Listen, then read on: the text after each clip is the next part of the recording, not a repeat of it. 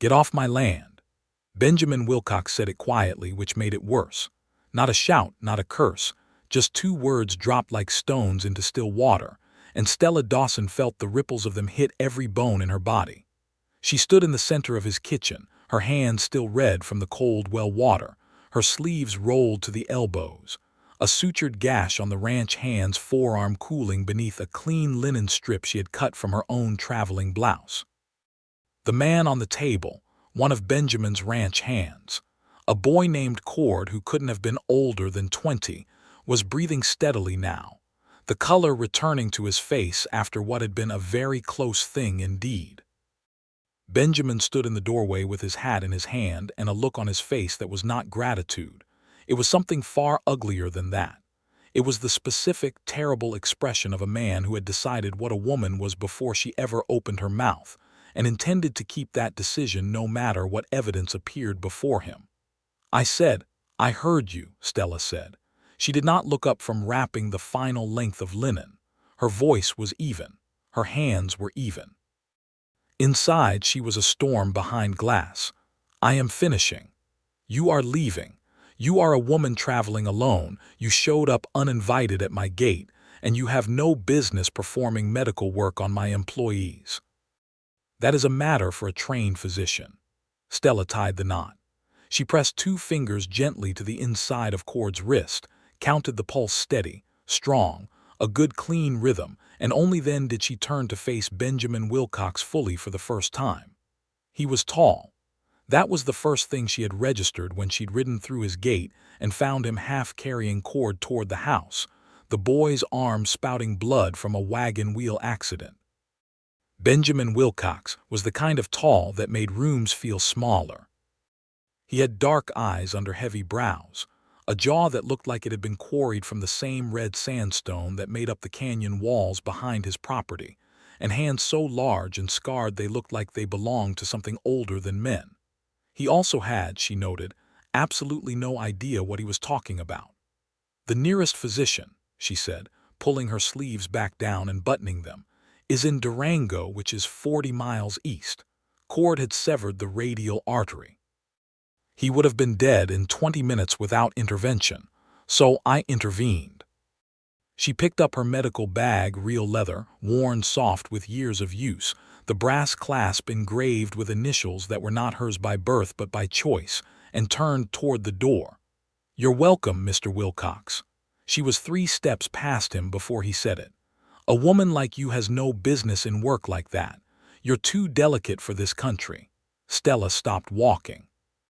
The afternoon light came through the open ranch house door in long golden planks, thick with dust motes, and she stood in one of them and felt the heat of pure fury rise from her stomach to the back of her throat. She turned around slowly, because if she turned around fast she might say something she couldn't take back, or something she absolutely could, and that was almost worse. "Too delicate," she repeated. "I don't mean offense." "Of course not." She looked at him with eyes that had seen a man die of typhoid in the Sonoran Desert and had not flinched, eyes that had navigated by stars across the Gulf of California when the ship's compass broke and the captain had gone into shock, eyes that had watched a Navajo medicine man demonstrate bone resetting technique in a canyon camp and had immediately understood the anatomical principle and asked to practice on a deer carcass. "I've mended sails in a Pacific squall, Mr. Wilcox. I've set bones on a clipper ship without anesthetic or assistance. I've crossed 2 deserts, the Sonoran and the Chihuahuan, traveling alone with a mule, a compass, and a medical bag. And in the last 40 years of American frontier history, there have been more women performing surgery, pulling teeth, delivering babies, and treating wounds than any newspaper has ever thought worth reporting." She smiled, and it did not reach her eyes. "But do tell me more about what I'm too delicate for." Benjamin Wilcox said nothing. She left, but she did not leave the county, because Stella Dawson had not come to the San Juan River Basin by accident. She had come because of a letter. The letter had arrived at the medical mission in Santa Fe 11 weeks earlier, forwarded through 3 addresses and 2 different territorial post offices, written in the careful handwriting of a man who was not accustomed to asking for help, but had clearly reached the point where pride was no longer an option he could afford. It was not addressed to her. It was addressed to the territory of New Mexico Medical Relief Society, of which Stella was the sole active correspondent, and more often than not, the only person who showed up when someone somewhere needed a doctor and there wasn't one. The letter described a settlement of 63 people in the basin of the San Juan River in southwestern Colorado, 3 days' ride from the nearest town, with no physician, no midwife, no trained medical practitioner of any kind, and a winter coming that had already, according to the writer, presented signs of unusual severity. The writer had signed it, B.J. Wilcox, Wilcox Ranch, San Juan Basin, Colorado Territory. She had written back asking for confirmation and a description of the most urgent medical needs. He had not written back. She had waited 6 weeks and then packed her bags. Stella Dawson had been born in 1849 in a coastal Massachusetts town to a shipwright father and a mother who believed, with absolute conviction, that knowledge was the one thing that couldn't be taken from a woman by law, convention, or force. Her mother had died of a preventable infection when Stella was 11 years old. A physician had been called. He had arrived drunk, prescribed rest and prayer, and charged $2 for the privilege. Stella had watched her mother die and made a decision about what she intended to do with her life that she had never once revised. She had taught herself to read medical texts. She had apprenticed herself, unofficially and unpaid, to every physician, surgeon, midwife, and herbalist who would tolerate her presence. She had sailed to California in 1871 as the unofficial ship's medic on a merchant vessel. The captain hadn't wanted her. The crew had insisted, because the previous voyage had lost 3 men to an untreated infection, and she'd come highly recommended by the harbor master's wife. She'd mended 3 sails during a storm off Baja because they were going down without them, and she was the only one not too seasick to climb the rigging. She'd set a sailor's broken femur using rope, a plank, and the anatomical knowledge she'd memorized from a Gray's Anatomy that lived in her bag like scripture. She'd crossed the Sonoran Desert alone in 1873, tracking a measles outbreak in a remote Tohono O'odham settlement, riding a mule she'd named Compass. And she'd done it again, differently, in 1875, cutting through the Chihuahuan to reach a mining settlement whose workers were dying of something that turned out to be lead poisoning from their own water pipes. She was 28 years old. She was, by every reasonable measure, the most qualified person for at least 100 miles in any direction to do what this basin needed done. Benjamin Wilcox had taken one look at her, decided what she was, and told her to get off his land. She rode into the settlement of Red Rock Creek, which was what the loose community of homesteaders, miners, and ranchers called the cluster of buildings around the river crossing, and took a room at the boarding house run by a woman named Mee Coulter, who was 55, broad-shouldered, and looked at Stella's medical bag with the same expression other people reserved for fresh water in a drought. "You're the doctor," Mee said. "I'm the closest thing to one you're going to get this winter." Close enough. Mee put her best room at Stella's disposal.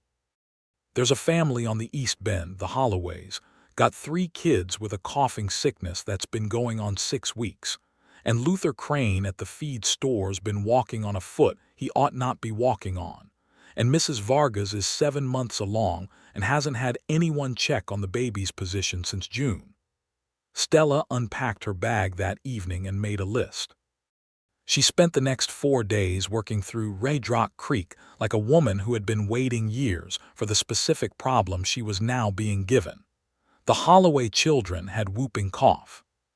She administered what treatment she could, isolated the youngest who was most at risk, left clear instructions with the mother about positioning and steam, and told them with absolute clarity that she would be back in 3 days to check on them. Luther Crane had a bone spur growing along the inside arch of his left foot that had been causing him to walk with a compensating lean that had, over 3 years, torqued his knee into a new and damaging relationship with itself. She couldn't fix the spur without surgery. She wasn't equipped to perform here, but she could make him a corrective insert for his boot and give him exercises that would stabilize the knee. He looked at her like she had handed him a miracle. Mrs. Vargas's baby was head down and well-positioned, with a strong heartbeat, and the mother cried with relief and held Stella's hand for a long moment without letting go. On the 5th day, Benjamin Wilcox rode into Redrock Creek. Stella was at the general store, purchasing carbolic acid and clean cotton gauze, expensive, but worth every cent, when she heard his horse outside.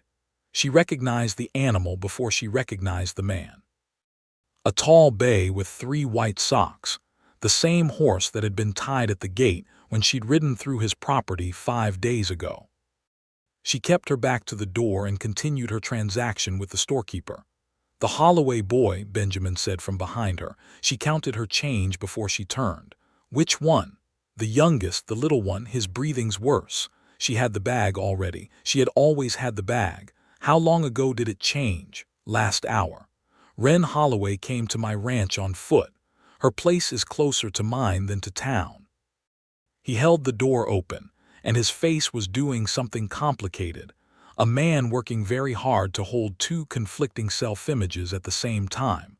"My horse is faster than yours." Stella walked past him and was already mounting the bay before he'd finished the sentence. She rode, and he ran to get another horse from the hitching post, and she didn't wait for him.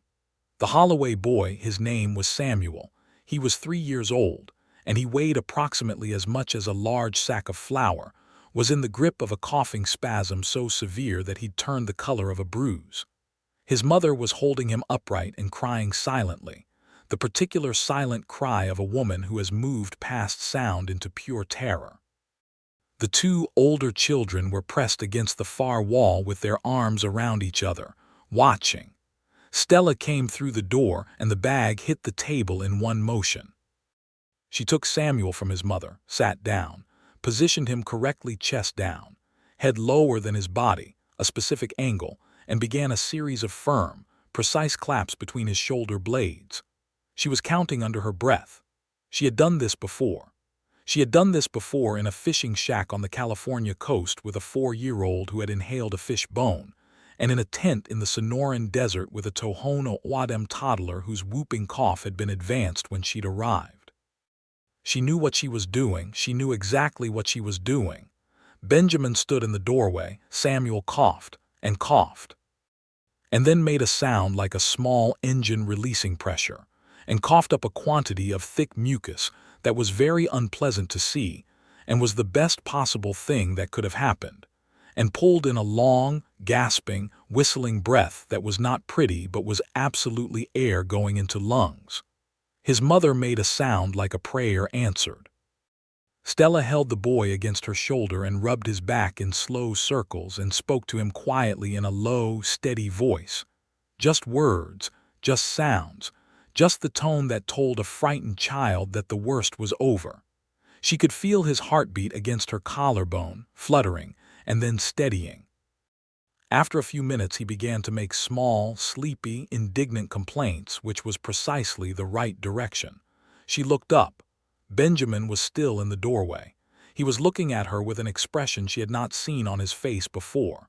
She held it for a moment, that expression. Then she looked back down at the boy.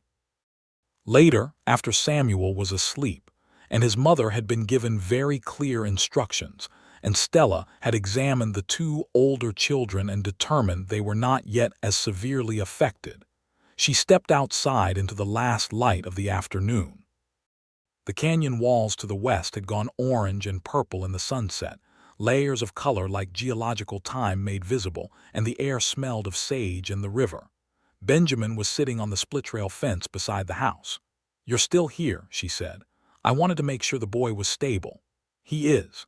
The next 2 weeks will be difficult.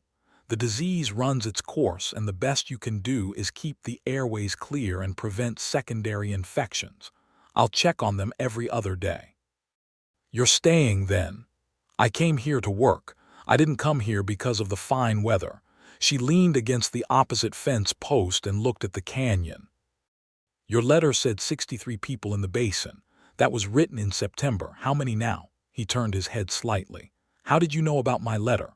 "I'm the one who received it. The Medical Relief Society operates out of my address in Santa Fe. I'm the correspondent, the organizer, and the practitioner. It's a society of one in practical terms, but the territory takes the letterhead more seriously when it looks official." "I wrote that letter in September," he said slowly. "I sent it because I thought they might send someone." "They did." A pause. The canyon changed colors. Something moved in the brush along the creek, probably a deer. "I owe you an apology," he said. "Yes," Stella agreed, "you do." "I'm not." He stopped, started again. "I've known women who were not, who appeared capable of things they weren't, who put themselves in harm's way without understanding the risk. I have reason to be cautious." "That's not an apology," Stella said, not unkindly. "That's an explanation. They're different things." He was quiet for a long time, then, "I'm sorry, Miss Dawson. I misjudged you, and I spoke poorly, and I was wrong." She looked at him. His hands were clasped between his knees, his hat on the fence post beside him, and in the last of the canyon light he looked less like something quarried from sandstone and more like something that might, given enough time and specific circumstances, be talked to. "Accepted," she said. "Now, tell me about the rest of your people. Your ranch hands, the other homesteaders in the basin. What are the most common complaints?" They talked until the stars came out. He told her about the basin, had been settled since 1876, 4 years ago now, the year Colorado had become a state. A mix of people, ranchers, miners working the silver deposits in the nearby mountains, a few homesteading families who had taken land grants and were building towards something. The winters were harder than anyone had expected. The nearest town with a real physician was Durango, and the road became impassable in deep snow. 2 years ago, a woman had died in childbirth in the worst month of February. Last winter, one of the miners had lost 2 fingers to frostbite that became infected before anyone understood how serious it was. Stella listened and made mental notes and asked questions that were precise and practical. Benjamin answered all of them. By the time she rode back to me Coulter's boarding house, something had shifted between them. She couldn't have said what exactly. It was the kind of shift you feel rather than see, the way barometric pressure changes before a storm, a heaviness in the air, a sense that the world is reorganizing itself into a new configuration. She told herself it was professional. She had a community to serve, and he was the de facto leader of it, the largest landowner, the person others came to when things went wrong. That was all. That was entirely all. She spent the next 3 weeks proving herself to every person in the San Juan Basin, one at a time, with her hands and her knowledge and her willingness to ride at any hour in any weather when someone sent word. She pulled an infected molar from the jaw of a miner named Esperanza Rodriguez with a pair of forceps and more steadiness than most trained dentists could claim. She treated 2 cases of snow blindness among a party of surveyors who had come down from the high country without proper eye protection. She delivered a calf, not a person, but the rancher's wife had never managed it alone before, and the rancher himself was down with a fever, and Stella had assisted at enough births of various species in various places that she simply rolled up her sleeves and got on with it. And the rancher's wife looked at her afterward with the kind of respect that doesn't require words. She also, quietly and methodically, began building a proper medical station. Coulter gave her the use of a back room in the boarding house, and Stella wrote letters to Santa Fe, to Denver, to a medical supply company in St. Louis requesting equipment. She borrowed, bartered, and fashioned what she couldn't buy. She made a splint system from locally available wood. She distilled willow bark tea in quantities that would last through the winter and bottled it in clean glass jars that she labeled in precise handwriting. She dried chamomile and yarrow from the summer's end growth along the riverbank. She prepared for the kind of winter she'd been told to expect. Benjamin Wilcox came to see her at Coulter's on a Thursday morning 3 weeks after the incident at the Holloway homestead. He came ostensibly to report that one of his ranch hands had a bad cough, but the ranch hand, when she went to examine him, had a very mild cough that was almost certainly aggravated by trail dust and would be completely resolved by a few days of rest and steam inhalation. Not nothing, but not the kind of thing that required the ranch owner himself to ride into town to report it personally. Stella said nothing about this. She went back with him to the ranch to check on the man, because she was going to check on all his people eventually, and this was as good a time as any, and she spent the afternoon examining each of the 6 ranch hands individually, and making a note of the things she found: a healing broken rib in an old man named Peavy who had never had it properly treated, some early signs of scurvy in 2 of the younger men who clearly weren't eating well enough through the previous winter. She told them about citrus, about vinegar, about the importance of variety in the cold months. Benjamin followed her through this process at a respectful distance, watching. She found it simultaneously annoying and something else. She wasn't willing to examine the something else too closely just yet. At the end of the afternoon, he showed her the ranch properly. She had seen the kitchen and the gate on her first visit and nothing else, and she found herself genuinely interested in what he had built here. The main house was solid, built from timber he'd milled himself 4 years ago when the property was nothing but scrubland, he said, and she believed him because the construction showed the marks of someone who had done much of it with his own hands. The barn was large, scrupulously clean, with 12 horses in good condition. The cattle were wintered on the south-facing slopes where the grass lasted longest. He had designed a windbreak system on the north side of the property, a series of planted rows of cottonwood and juniper that he said had reduced the wind-driven cold by a measurable amount over the last 2 winters. "You engineered that yourself?" she asked. "Read about it," he said. "Applied it." She looked at him sideways. "You're not what I expected either, Mr. Wilcox." "What did you expect?" "Someone who thinks the West is a place for simple people with simple solutions." She turned to face the mountains, which were doing something spectacular in the afternoon light. "Most of the men who have told me I was too delicate for something couldn't have told you the name of a single bone in the human body." "I know more than you might think," he said quietly. "I grew up on a farm in Kentucky. My father was not well for a long time. I learned to manage what needed managing." She turned to look at him. He was facing the mountains too, his jaw set in the way she had come to recognize meant he was approaching something he found difficult to say. What was wrong with him? She asked, and then because she was Stella Dawson and had learned that directness was always kinder than dancing, "If you want to tell me." He was quiet for a moment. His lungs started when I was 12. By the time I was 16, I was running the farm. By the time I was 20, I was burying him. He turned to look at her then, and his dark eyes had something in them that she recognized, the particular look of someone who has seen too much of something and carries it quietly because there is no alternative. He was a strong man. He built everything we had from nothing, and then one winter he couldn't get out of bed, and the next winter he was gone. I couldn't do a thing about it, not one thing. Stella felt something soften in the center of her chest. "That's why you wrote the letter," she said. "I wasn't going to watch someone else die because there was no one here to help. And then I rode through your gate," she said slowly, "and you saw a woman traveling alone with a medical bag, and every protective instinct you had said the wrong kind of danger had arrived instead of the solution." He let out a slow breath. "I am not proud of how I behaved. You already apologized. I already accepted." She looked back at the mountains. "But I want you to understand something, Benjamin." She used his given name without thinking about it, and felt him register it, a slight shift, like something coming to attention. "The things I've done and survived, I didn't do them because I was reckless or unaware of the danger. I did them because the need was real and I was the person present who had the ability to meet it.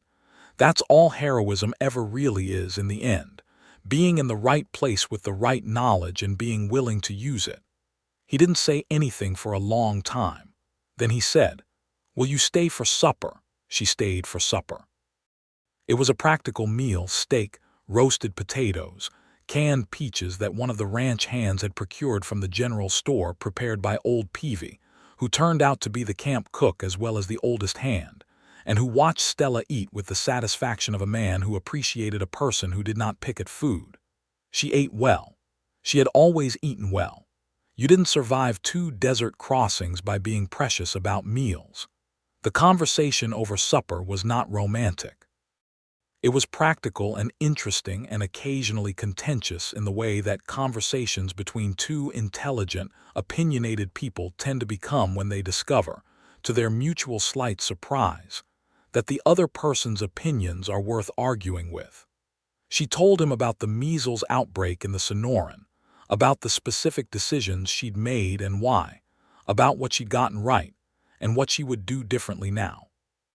He told her about the first winter on the ranch, about the decisions he'd made about cattle breeds and which had been wrong, about the hard lesson of the windbreak, how he'd planted it too late the first year and had to replant it, and the winter in between had cost him cattle he'd been counting on.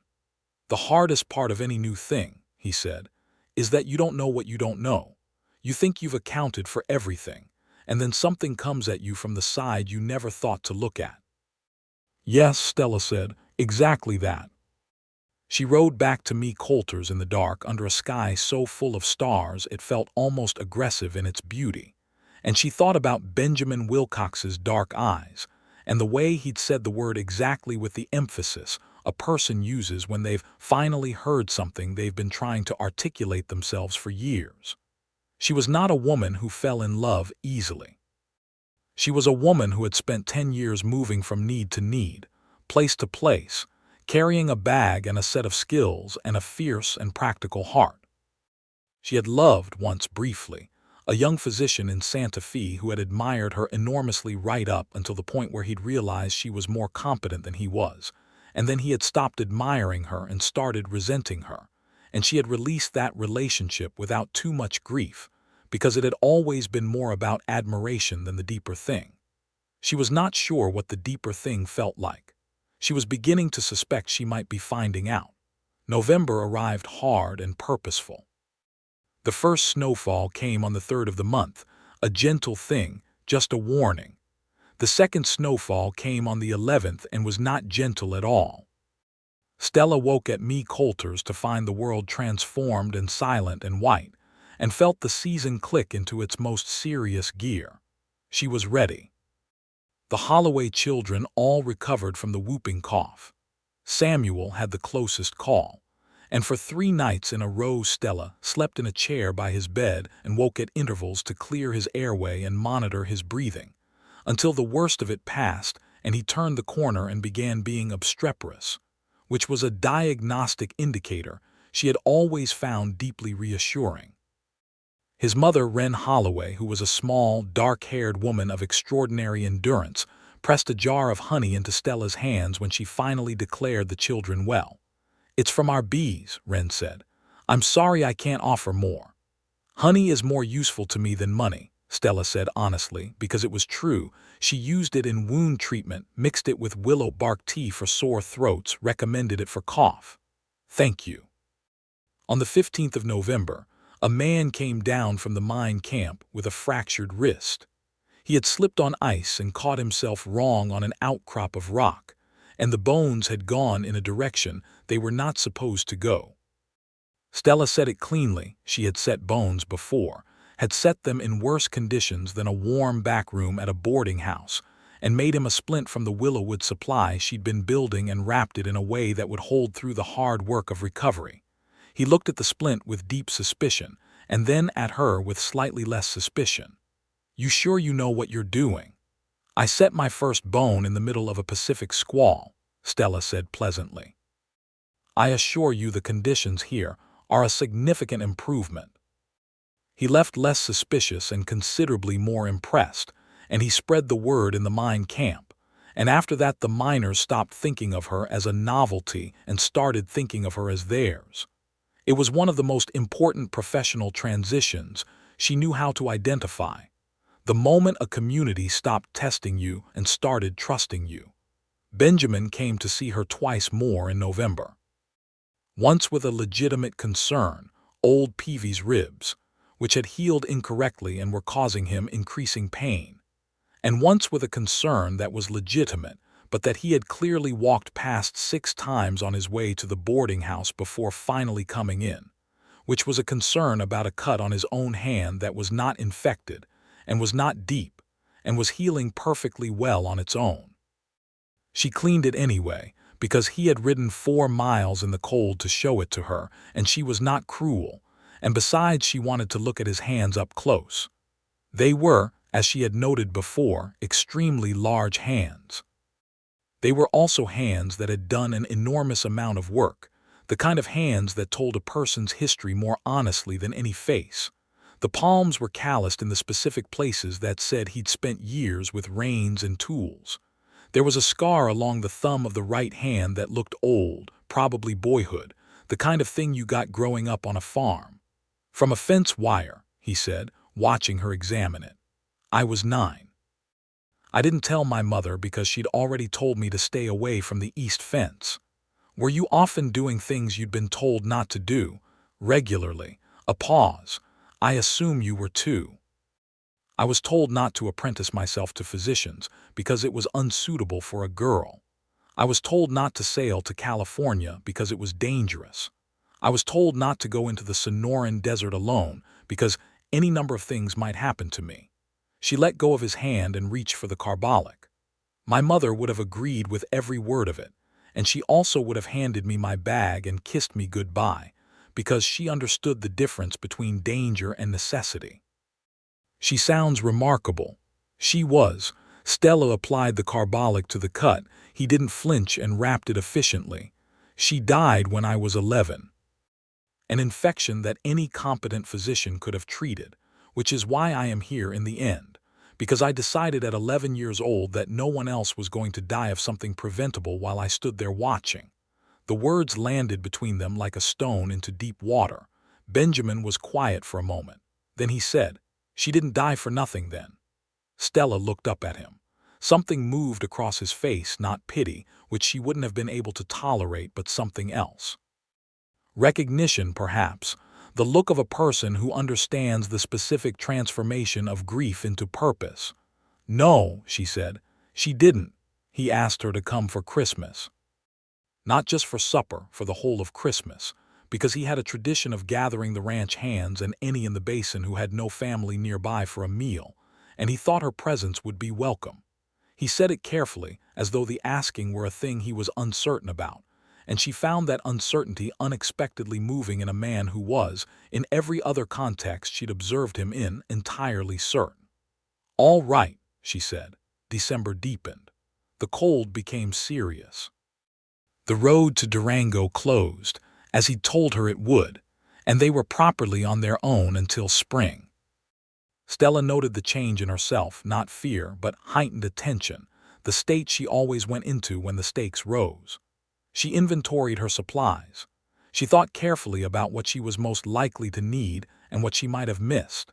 She wrote the most detailed possible instructions for various emergencies and distributed copies to Me Coulter, to Wren Holloway, to the foreman of the mine camp.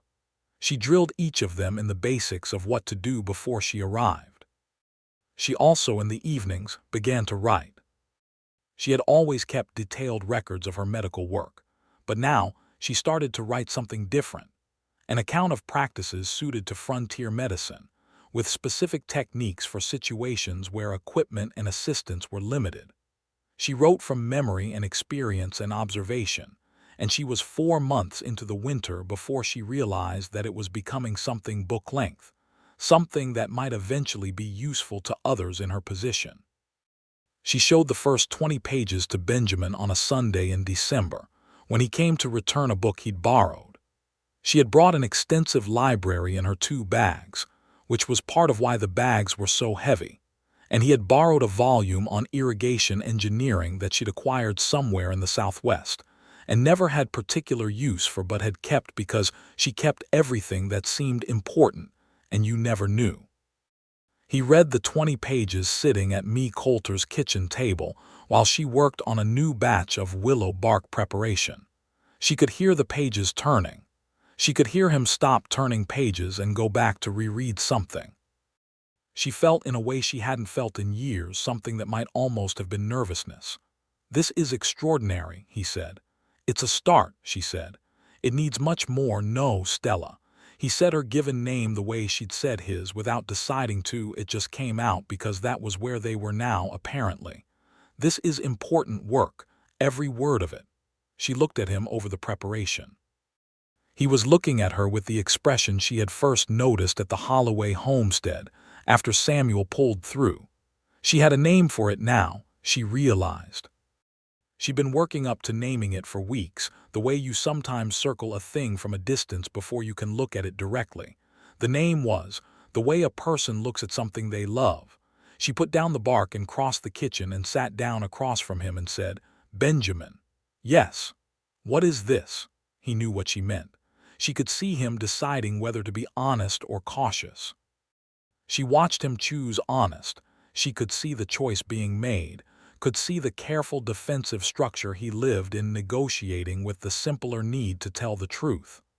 "I don't know what to do with what I feel for you," he said carefully. I haven't been good at this. "I was married." She held herself very still. "What happened?" Her name was Clara. She came to the ranch in 1878, 2 years into the building of it. She was from Ohio. She was brave and funny and capable, and she was utterly wrong for this country, and she knew it within a year, and I wouldn't let myself see it. His hands were flat on the table, both of them, like he was bracing for something. "She didn't die. I want to be clear about that. She left, which is its own kind of thing to carry. She went back to Ohio in March of last year. She said that I loved the land more than I loved her, and that I would always put the ranch and the basin and the people in it ahead of her needs, and she was right. She was completely right. She was just wrong about whether those things could change." Stella looked at his hands on the table. "Have they?" "I don't know," he said. "I know that 3 weeks ago I told you you were too delicate for this country, which is the single most incorrect thing I have ever said in my adult life, and I've been thinking about why I said it. I think," he stopped, "I think I wanted you to leave, because you were making me feel something I'd decided I wasn't going to feel again." She was quiet for a moment. Outside, the wind moved through the canyon in the way it did here, a sound like a long, low note on an instrument she didn't have a name for. "I'm not Clara," she said. "I know that. I don't need protecting. I don't need to be managed or kept safe from the country. I've been running toward things that needed doing since I was 12 years old, and I don't intend to stop." She looked at him steadily. "But I am also not indifferent to what you're saying. And I am also not a person who makes decisions she hasn't thought through." She picked up his manuscript page again, held it in her hands, set it down. "Give me time to know you better." "I'm not going anywhere," he said. "Good," she said. "Neither am I." Christmas at the Wilcox Ranch was 9 people and a great deal of food and a wood fire that burned all day, and a feeling of belonging that Stella hadn't expected and couldn't quite account for. Old Peavy, whose ribs she had helped with, sat close to the fire with a contentment she hadn't seen in him before. The younger hands played cards and argued amiably about the cards. A family from a neighboring homestead came with 3 young children who ran everywhere. Me Coulter came, because Me Coulter was welcome everywhere by default. Stella stood in the kitchen beside Benjamin, helping with nothing in particular, and they talked in the way people talk when they have gotten past the careful early stages and arrived somewhere more honest. He told her about Kentucky, about his father's illness in detail, now consumption, the long, slow kind, the kind that took years, and about the decision to go west when it was done, not just because of the land opportunity but because he needed to be somewhere that wasn't full of the person his father used to be. "The land here doesn't know anything about my grief," he said simply. "It just is what it is. I find that restful. I find it demanding," she said and smiled. "Which is the same thing for me." He smiled back, and it was the first time she'd seen him smile fully, not the cautious partial smiles she'd been getting, but a real one, the kind that changed the whole geography of a face, and she thought, with a clarity that bypassed all her careful reasoning, "Oh, there it is." They were washing dishes later, the guests dispersed. The fire burned low, and she handed him plates and he stacked them, and it was the most ordinary domestic thing in the world and also, somehow, the most tender. "I want to tell you something," he said. "Tell me. When you rode through my gate that first day, with your bag and your horse, covered in trail dust and looking like you'd ridden 50 miles, 42, she said. 42. You looked at Cord bleeding on the ground and you were already reaching for your bag before I'd finished explaining what happened. And I watched you work and I thought," he set down the last plate and turned to look at her. "I thought, that is the most competent person I have ever seen. And then I told you to leave. Because I am apparently an idiot." "Apparently," she agreed. "I'm sorry again properly. I keep accepting it, you keep saying it. We should perhaps reach a place where it doesn't need to be said again." "That would be my preference," he said. She set down the dish towel and turned to face him, and they were standing very close in the kitchen of the ranch house with the fire low and the winter outside, and she looked at him and he looked at her, and there was nothing uncertain about what either of them was feeling. "Benjamin," she said. "Yes. I'm going to stay through the winter. Because the basin needs me here and the road to Durango is closed and I have work to do. But in the spring, when the road opens," she stopped. "I want to know what happens in the spring." "So do I," he said softly. He kissed her then, carefully, the way you'd approach something you didn't want to startle, and she met him without startling because she was not the kind of person who was startled by things she had already decided she wanted. And the kiss was brief and tasted of the cider they'd been drinking, and was quite possibly the finest thing that had happened to her in a very long time. January in the San Juan Basin was not kind to the people who lived there, but Stella had never expected it to be. The cold descended to temperatures that she had not experienced even in the high desert, the kind of cold that made breath a visible thing all the time and made every outdoor task a negotiation with the body's fundamental drive toward warmth. She developed a system, Me Coulter's boarding house as a central station, with a schedule of weekly rounds to each homestead and the mine camp, more frequently if word came through. Word came through, on a Tuesday in the second week of January, via a miner named Jorge who came pounding on Me Coulter's door at 5 in the morning, that a man at the mine camp had collapsed and was unresponsive. Stella was dressed, booted, and on her horse in 8 minutes. The man was one of the older miners, a man named Walter Crane who was not related to Luther Crane of the feed store. It was a common name in the basin, and he was 53 years old and had, when Stella reached him and assessed him rapidly, experienced what she recognized as a serious cardiac event. She had seen it before. She had no way to treat the underlying cause that required equipment and knowledge that was beyond anyone on the frontier in 1880, but she could treat the consequences. She kept him still, kept him warm, monitored his pulse with the careful attention of a woman who understood that the only thing she could do right now was pay attention and be there if something changed. He survived the night. He survived 3 nights.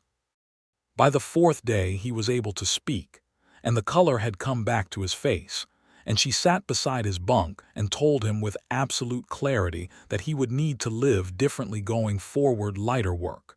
No great exertion, a diet she described specifically, rest that he needed to actually take rather than just describe taking.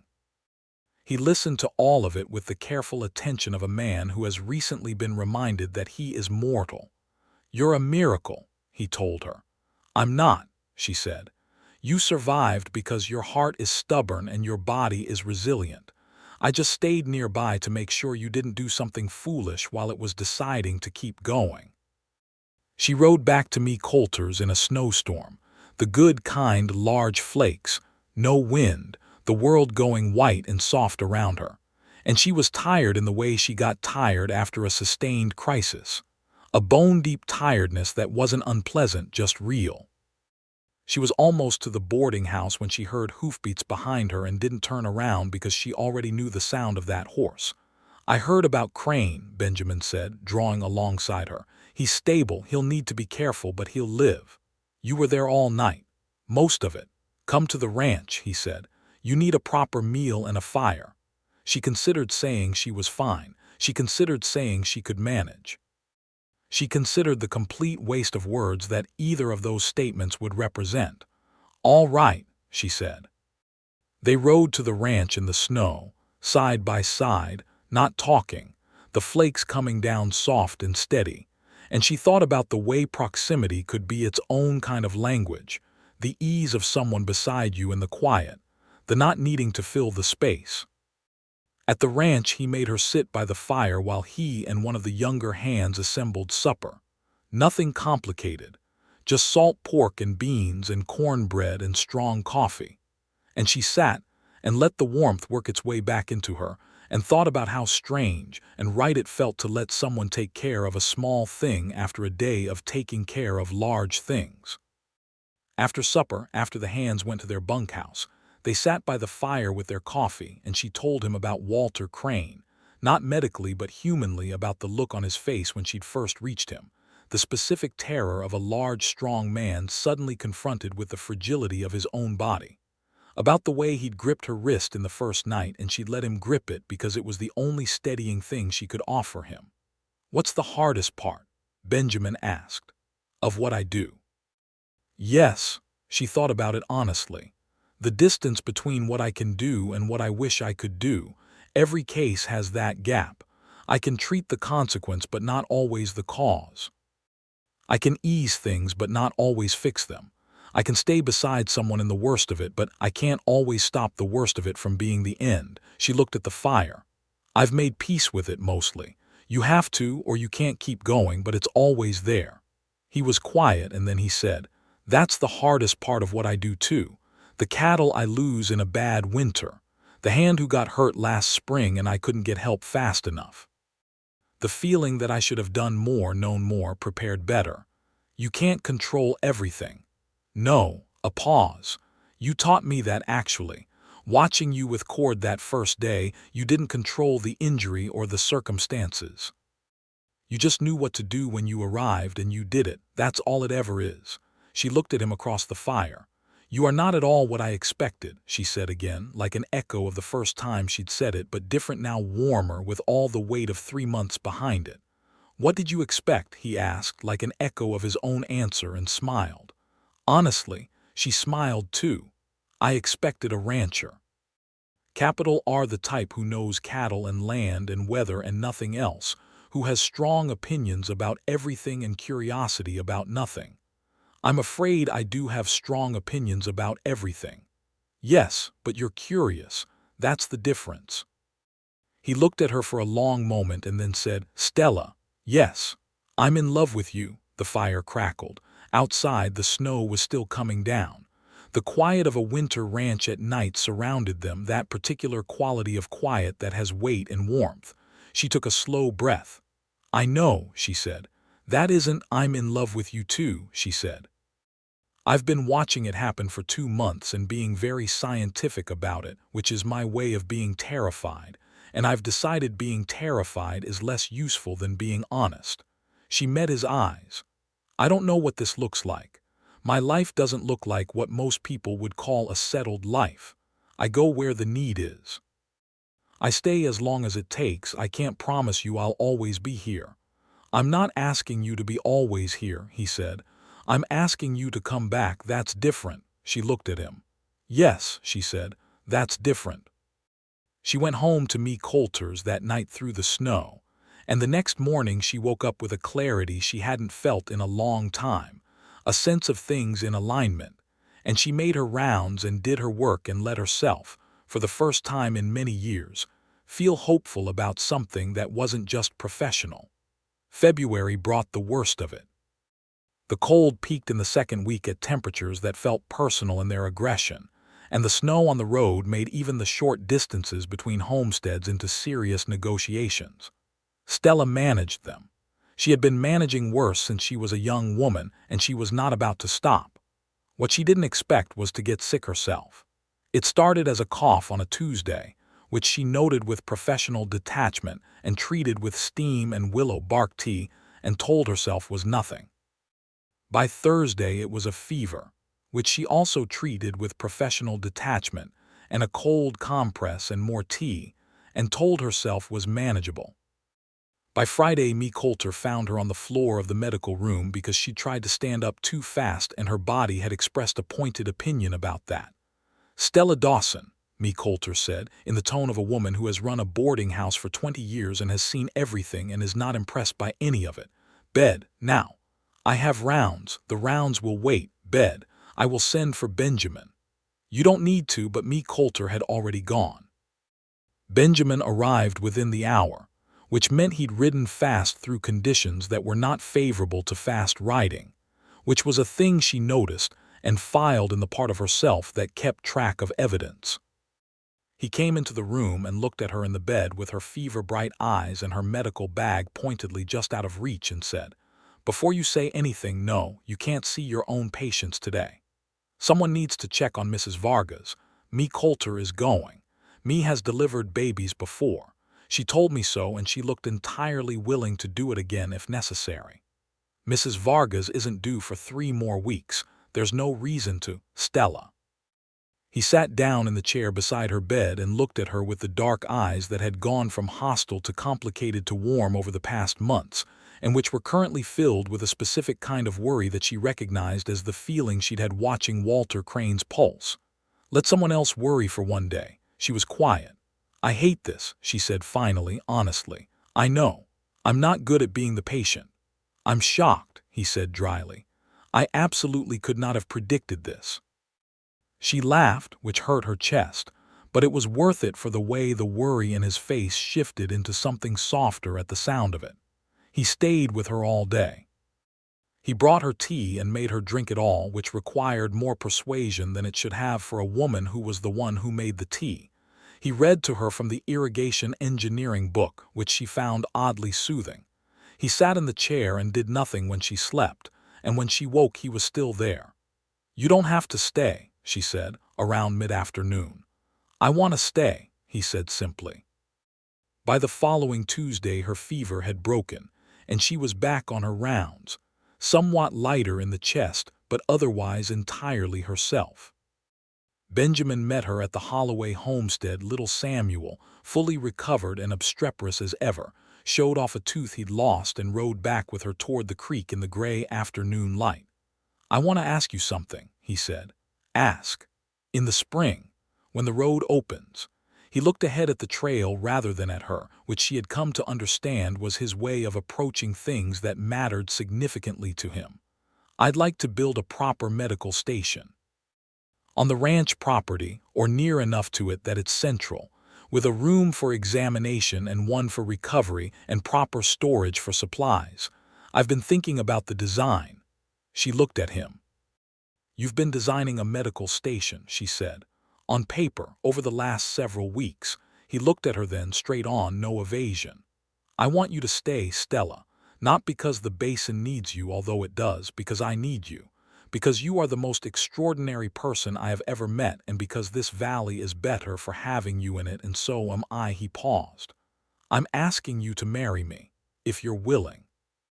With the full understanding that your work is your work, and I would never ask you to give it up, and any building you want to build on this property for your patients is yours to build."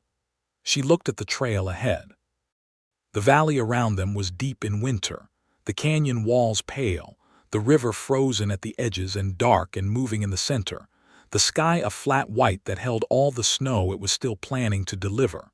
It was beautiful in the way that things are beautiful when they are entirely themselves, no pretension, no softening, just the genuine article.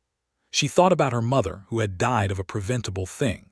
She thought about the sailor whose bones she had set in a Pacific squall.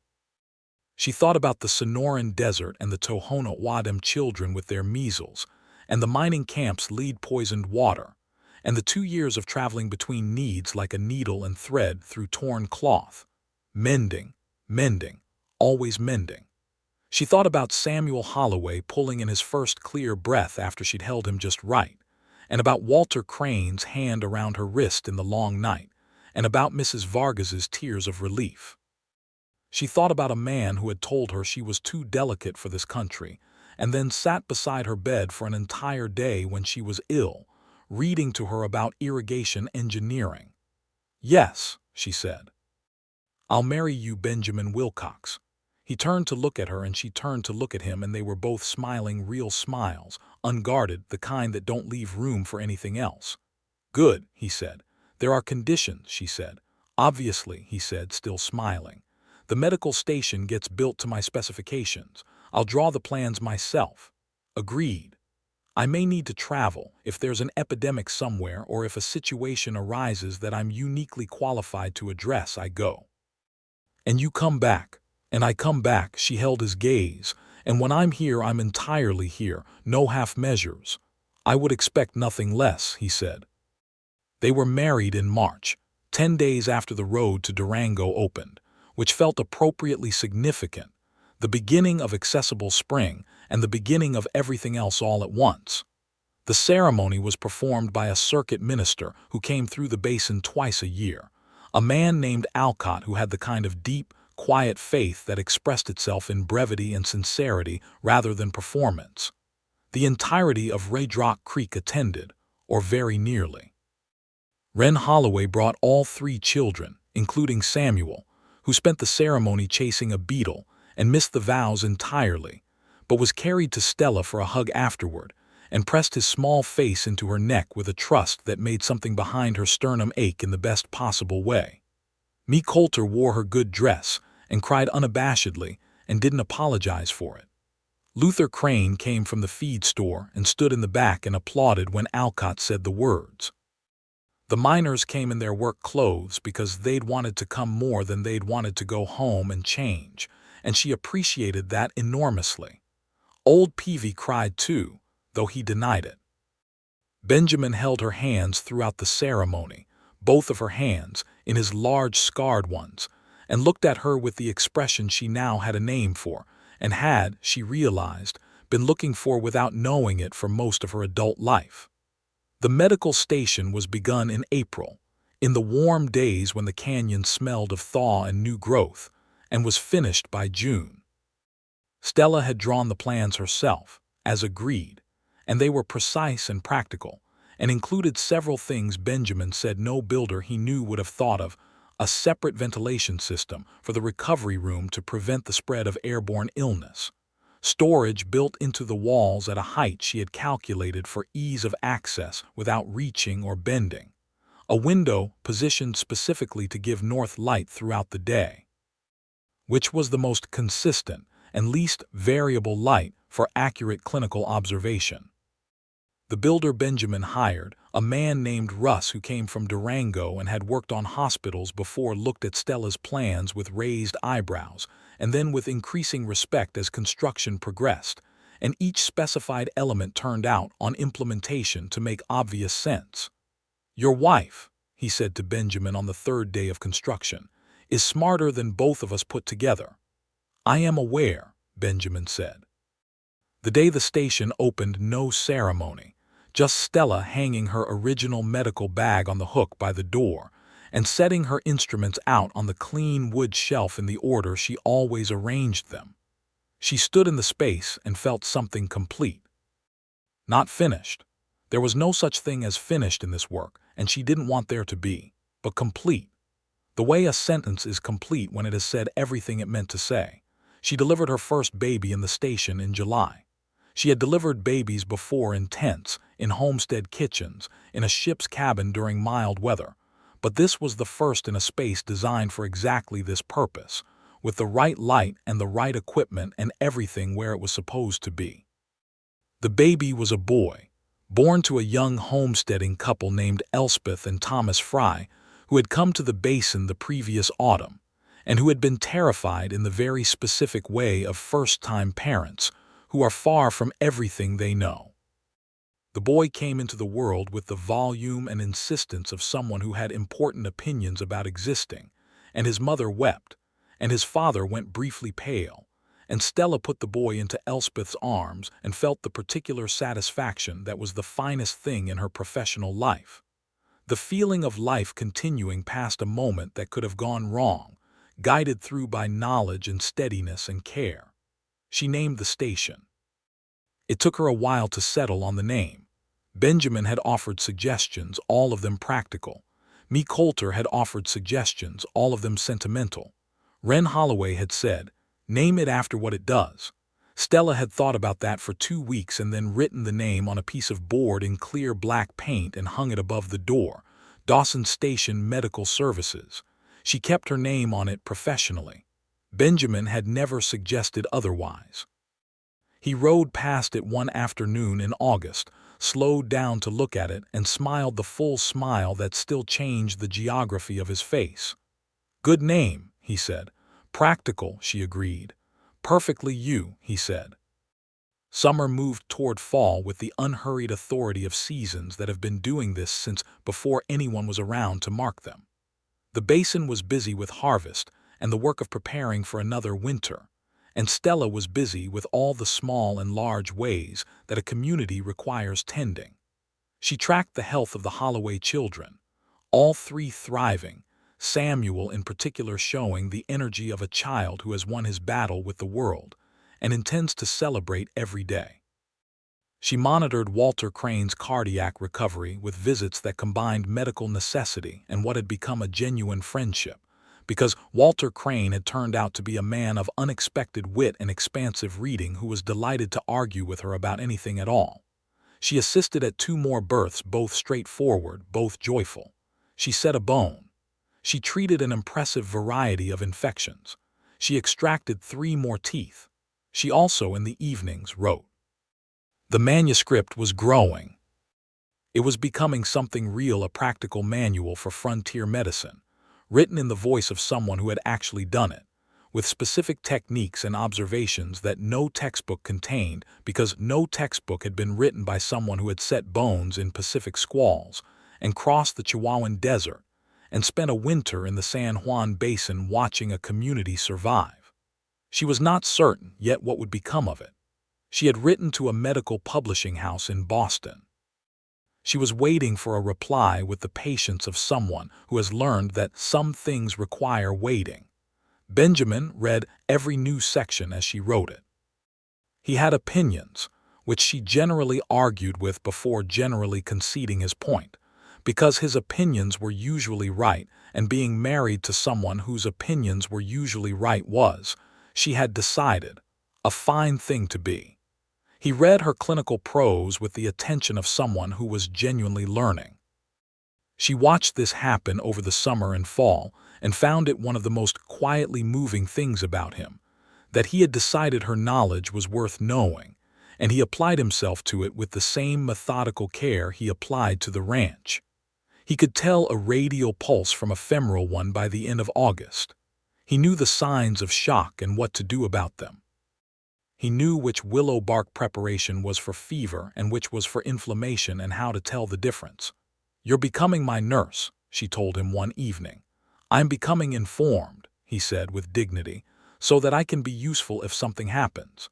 She thought of his father, of the specific helplessness of standing beside someone you loved with nothing to offer. She put her hand over his and didn't say anything and didn't need to. In October she discovered she was pregnant. She knew before she would have had any external evidence of it. Knew in the specific way that a woman who has spent a decade studying bodies knows when her own body is doing something new. She was quiet about it for 2 weeks, monitoring, making sure she was reading herself correctly. When she was sure, she told Benjamin on a Sunday morning over coffee without preamble. He went very still, then slowly the full smile, the real one. "When?" "Late May, if I've calculated correctly." She looked at him steadily. "I will continue working until it's not reasonable to do so. The station will remain open. I've been thinking about who else in the basin might be trained as an assistant. Ren Holloway has good hands and a calm head, and I think—" "Stella," he said. "Yes. Can we sit with it for a moment before we make plans?" She looked at him. His eyes were bright, and not from the cold. "Yes," she said. "We can sit with it." They sat with it. In the warm kitchen of the ranch house, with the coffee getting cold and the October light coming through the windows in the long gold slants of a season changing, they sat with the fact of the thing they had made together, and let it simply be true for a little while before the world of practical necessity moved in around it.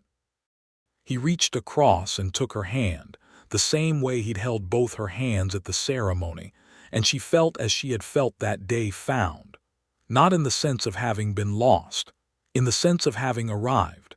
The pregnancy was not difficult, but neither was it simple. Winter came again, the second winter she'd spent in the basin, and she managed her work differently, slightly, not dramatically, with the precision of someone who understood exactly what her body was doing and what was reasonable to ask of it. She trained Wren Holloway as she'd intended, and Wren turned out to be exactly what Stella had expected: practical, steady, quick to learn, and possessed of a natural authority in crisis situations that was the most important thing to have and the hardest to teach. By February, Wren could manage most routine situations without supervision and knew clearly when to send for Stella. Benjamin worried, but quietly and productively, meaning he worried by ensuring the ranch house had everything it might conceivably need, by learning more from the medical manual, by being present in the ways that were actually useful rather than hovering in the ways that weren't. She loved him specifically for understanding the difference. In March, a letter arrived from Boston. The publishing house was interested. They wanted the full manuscript, with a timeline for completion, and they had enclosed a letter of intent that, while not a contract, was the clearest indication of serious interest she had seen from the publishing world. She sat at the kitchen table and read it 3 times and then set it down and looked at the wall for a moment. Benjamin came in from the barn, saw her face, stopped. "Good news or bad news?" "Good news," she said. "Very good news." He crossed the room and read the letter over her shoulder and said nothing for a moment, and then put his hand on her shoulder lightly and said, "Stella, I know. Your mother." She felt the back of her eyes sting. "Yes," she said. She would have yes. She wrote back to Boston that evening, at the desk in the medical station by lamplight, long after Benjamin had gone to sleep. She wrote carefully and she wrote honestly. "Here is what I have, here is what remains to be written, here is the timeline I can offer given the circumstances of my life, here is what this work is and why it needs to exist." She signed it with her full name, Stella Dawson. She kept her name. She always had. She was professionally Stella Dawson, who had mended sails and set bones and crossed 2 deserts. And she was also, privately and wholly, a woman who had found a place and a person, and a life she had not thought to look for and had found anyway, which was perhaps the finest kind of finding there was. Their son was born on the 27th of May, in the medical station Stella had designed, attended by Stella herself, with Wren Holloway assisting and Benjamin present in a supportive capacity that he maintained with enormous effort, because he was, as it turned out, considerably less calm about the birth of his own child than about most crises he had faced in the basin, which Stella found simultaneously touching and very slightly irresistible. The boy was healthy and indignant, and possessed of a set of lungs that made the station's ventilation system entirely unnecessary for announcing his existence. They named him James, after Benjamin's father. Stella had suggested it. Benjamin, when she had not been able to speak for a full minute. Then he had said, "Are you sure? He was a strong man who built everything from nothing," she said. "You told me so. That seems worth honoring." James Wilcox was, from his first days, an opinionated individual with strong preferences regarding sleep, proximity, and the specific quality of attention paid to him. He was also, Stella noted with professional satisfaction and personal delight, thriving in every measurable respect.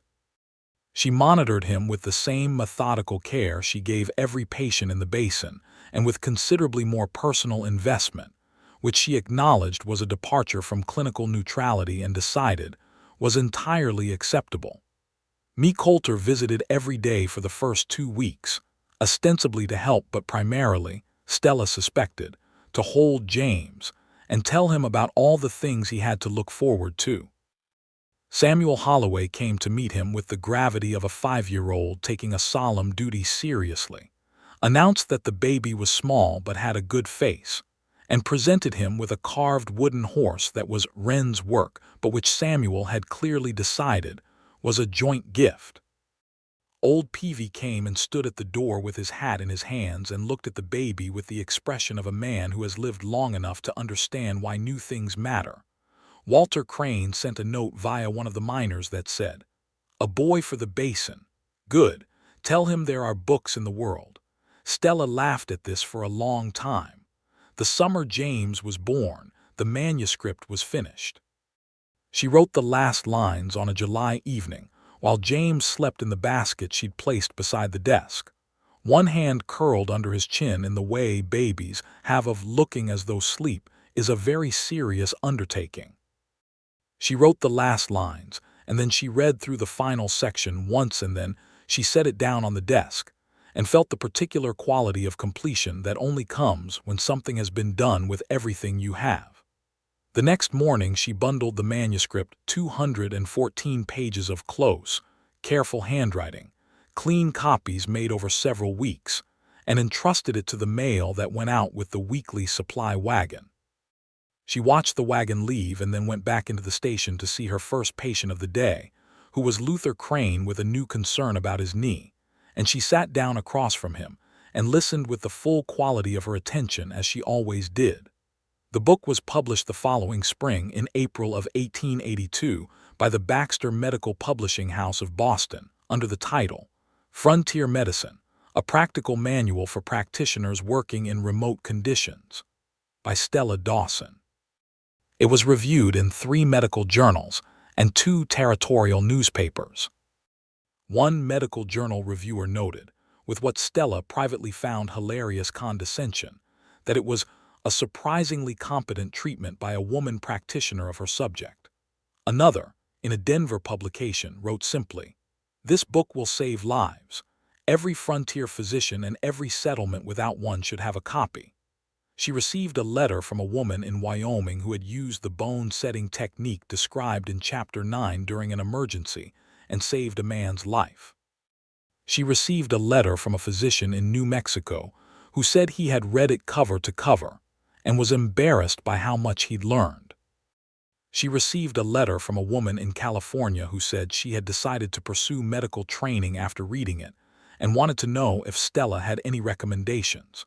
She wrote back to all of them. Benjamin read the reviews in the ranch house kitchen on a morning in May, James occupying his lap with considerable authority, pulling at the edges of the newspaper with the focused interest of a 10-month-old who has decided he is entitled to whatever his father is holding. Benjamin read each piece and then set the paper down carefully and looked at Stella across the table. "There it is," he said. "There it is," she agreed. James made a decisive grab for the newspaper. Benjamin let him have it because the reviews had already been read, and watched him investigate it with scientific intensity, and smiled the full smile. Life in the basin moved forward with the particular rhythm of a community that has learned itself. Reed Rock Creek was different from what it had been when Stella had first arrived, not larger, necessarily, but more settled in itself, more confident in its own survival. The road to Durango remained difficult in deep winter, but was no longer the impossible thing it had been. There had been road improvements over the last 2 years, a collective effort that Benjamin had helped organize and fund. They were no longer 3 days from help. They were, in most conditions, one hard day. In good conditions, they were something closer to reachable. Stella's station had treated, in its first 2 years, more than 200 patients. She kept careful records of every one of them, what they came with, what she found, what she did, and what became of them. She had presented these records to the Colorado Territory Medical Board in a letter requesting formal recognition of the station as a licensed facility.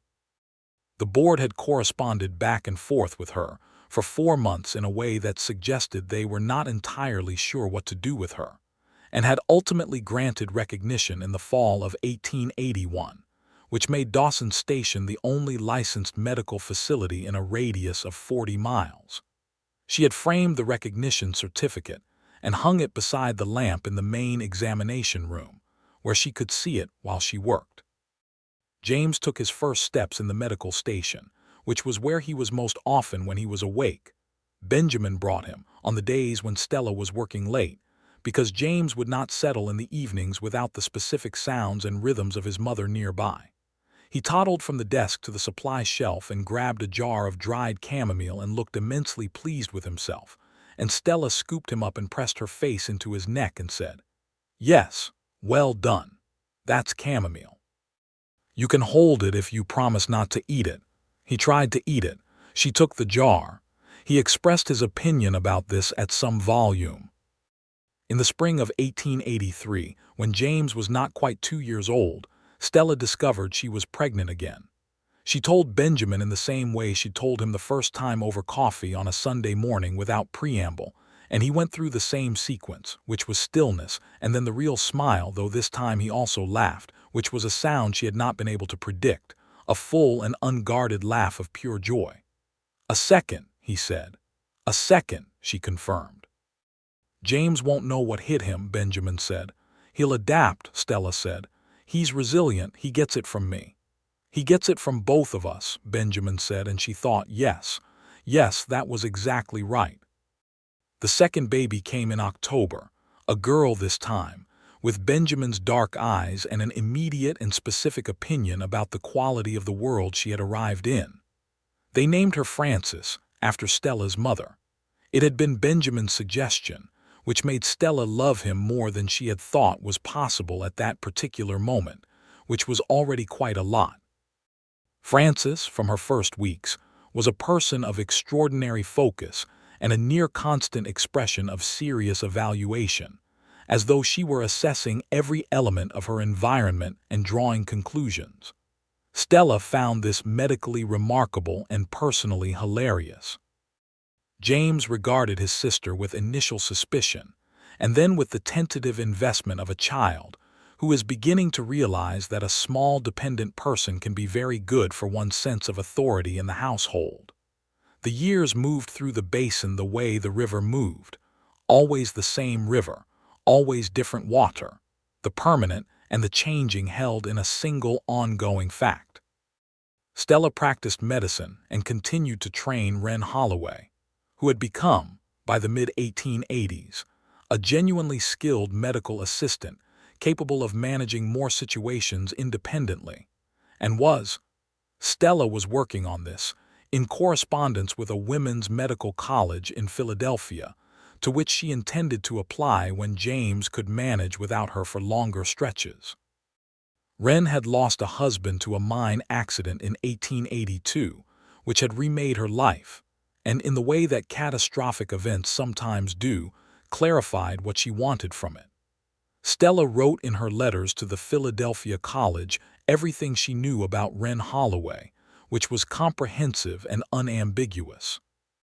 She wrote that Wren was the most naturally gifted person she had worked beside since her own training, and that the college would be accepting a student with abilities they would struggle to find in any other applicant, and that she would stake her professional reputation on this assessment. She signed the letter with her full name and the title that had accrued to it: Stella Dawson, Frontier Medical Practitioner, Author, Colorado Territory. Wren was accepted in 1885. Stella held her farewell supper at the ranch house, because the ranch house could hold the most people, and everyone in the basin came. Me Coulter brought 3 pies. The miners came in their work clothes again. Walter Crane came and made a speech that was equal parts sincere and very funny, and Wren cried, and Samuel Holloway, who was 10 years old now, and had entirely forgotten that he had once chased a beetle during Stella and Benjamin's wedding ceremony, stood up, and made his own speech in which he announced that Mrs. Holloway was going to be the best doctor in the world because she had learned from Miss Stella, which was the best way to learn things.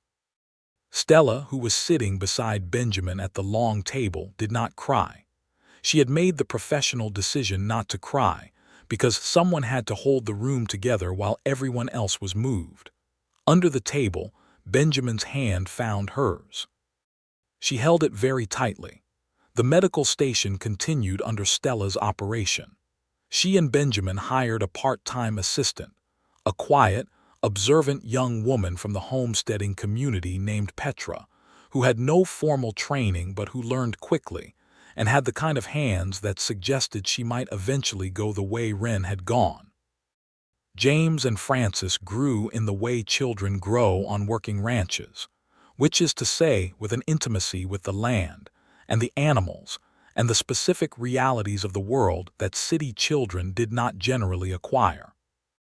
James took to the ranch work with the same methodical focus his father brought to everything, and was, by the age of 8, genuinely useful with the horses in a way that old Peavy, who had become, effectively, a grandfather figure to both children, regarded with immense satisfaction.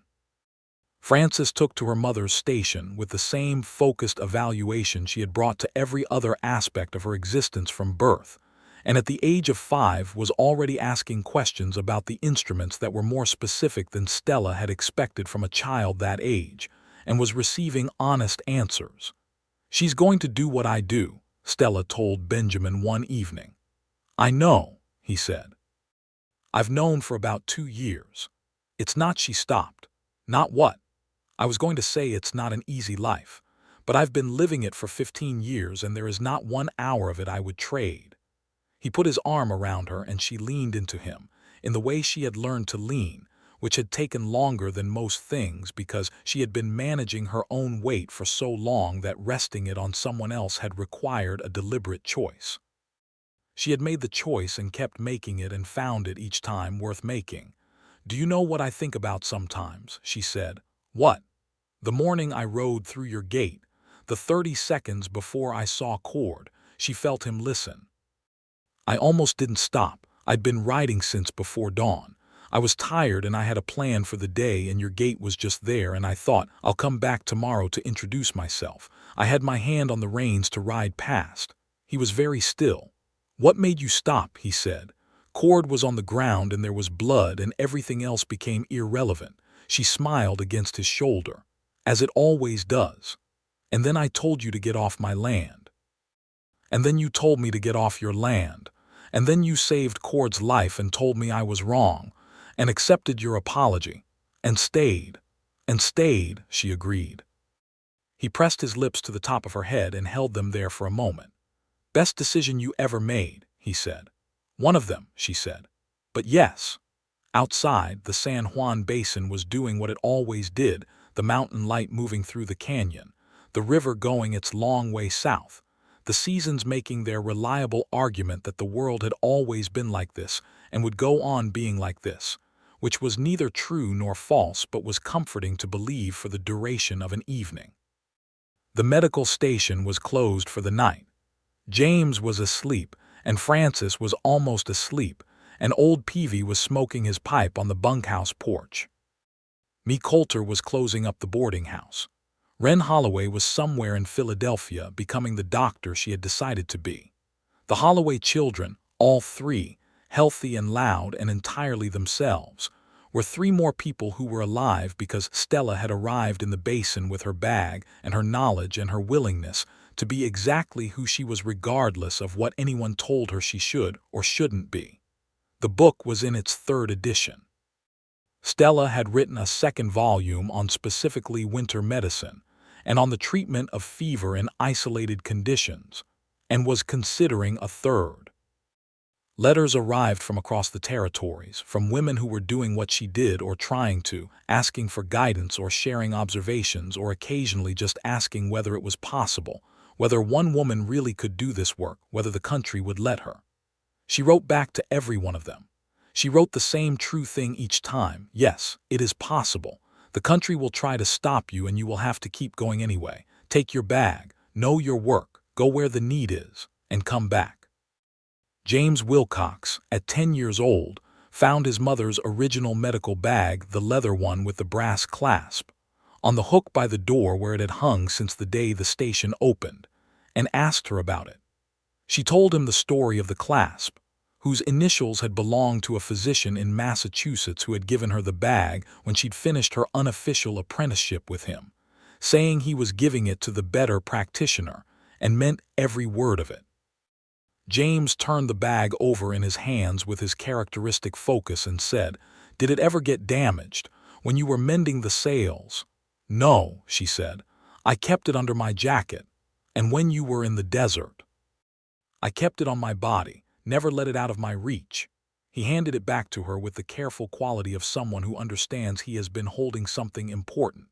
"Will you teach me? What's in it?"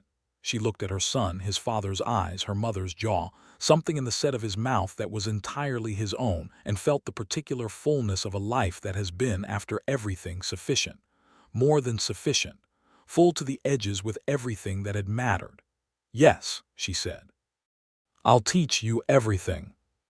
She hung the bag back on its hook and turned to face the station, her work, her ongoing argument with the preventable and her ongoing case for the possible, and felt, as she had felt the first day she'd stood here, the quality of completion without ending.